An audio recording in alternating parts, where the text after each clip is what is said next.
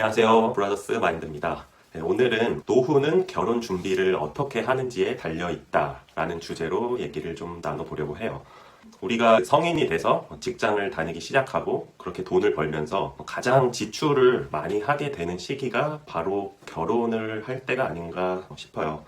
실제로 이제 주변에서 결혼을 하는 사례를 보면 혼수를 준비하는데 적게는 뭐 한 3천만 원, 많게는 1억 넘게 혼수를 준비하는 경우까지도 봤고요.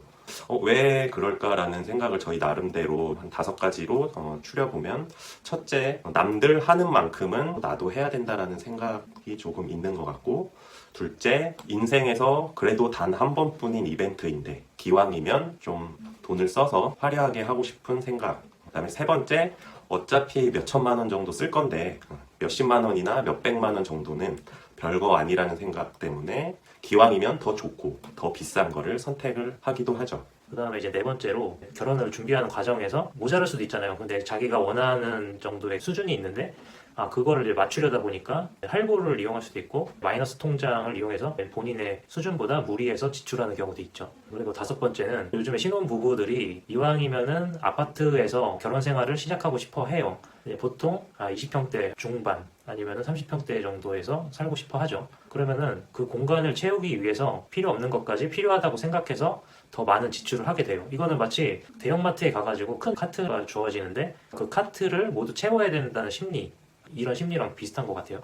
그리고 어차피 새 가구, 새 가전 또는 새로 인테리어를 한 그 공간은 시간이 갈수록 낡아지게 되는 거죠. 이제 물론 고소득자나 금수저인 사람은 그만큼의 능력이 있으니까 결혼을 할 때 한 몇천만 원 또는 억대의 금액을 지출해도 빨리 다시 그 돈을 모을 수가 있는데, 그냥 보통의 어떤 직장인, 일반 사람들이 다시 몇천만 원이라는 돈을 그 월급으로 모으려면은 또 몇 년이라는 시간이 필요한 거죠.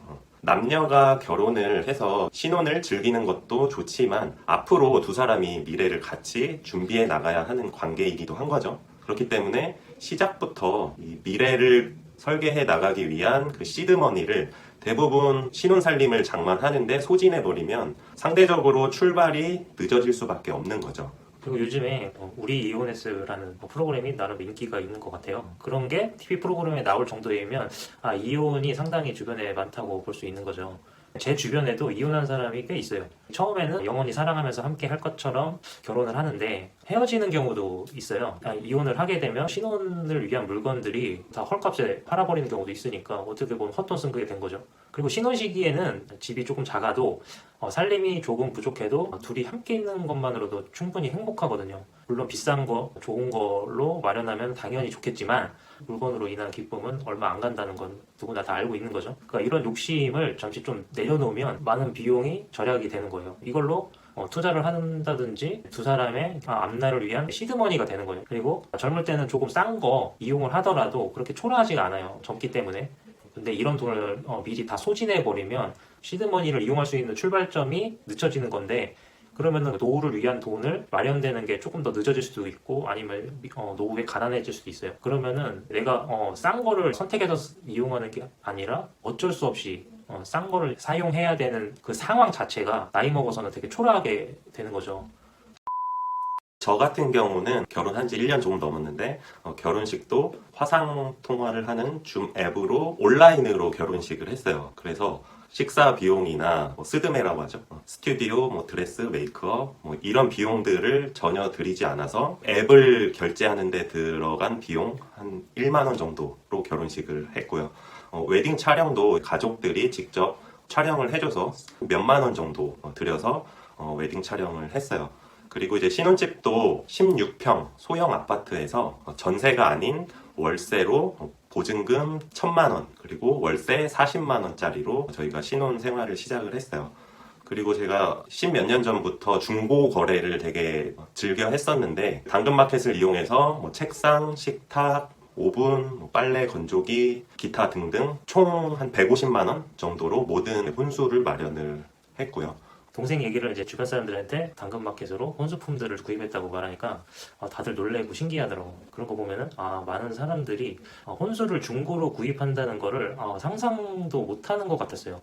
혼수를 내가 돈이 없어서 어쩔 수 없이 중고로 마련을 해야 되는 거면 다른 사람한테 눈치가 보이고 좀 창피하게 생각할 수도 있겠지만 그게 아니라 나는 굳이 새 거가 필요 없어서 내 선택에 의해서 혼수를 중고로 구입하는 거는 완전 이제 다른 얘기인 거죠.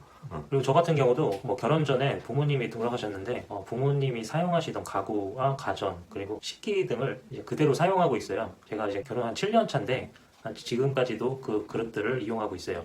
그래서 저도 이제 혼수에 들어가는 비용이 하나도 들어가지 않았어요. 그리고 설거지 하다가 그릇을 깨면 잘 깨졌다 이거 오히려 더 좋아해요. 그 정도로 그릇이 많거든요. 예전에는 이런 부모님이 사용하시던 가구와 그릇들이 처음에는 촌스럽다고 생각했는데 제가 나이가 먹어서 그런가 지금은 오히려 고풍스럽고 멋스럽더라고요. 지금도 제가 형네 집에 오면 마치 저희 부모님 집에 오는 것 같은 느낌이랄까? 저희가 이렇게 절약한 돈으로 저희의 미래를 위해서 열심히 투자를 하고 있어요. 지금 결혼을 앞두고 준비하고 계신 많은 분들도 너무 그 순간적인 결혼식이라는 이벤트에 신경 쓰기보다는 결혼을 통해서 평생 동안 나의 배우자와 좀 더 경제적으로 여유 있고 행복하게 살아야 한다는 점에 좀 더 포커싱을 해보면 좋을 것 같아요. 오늘은 여기까지 하고 다음에 또 만나요. 또 만나요. 인생의 결혼은 한 번이 아닐 수도 있죠. 첫 번째에 너무 많은 돈을 쓰면 안 돼요.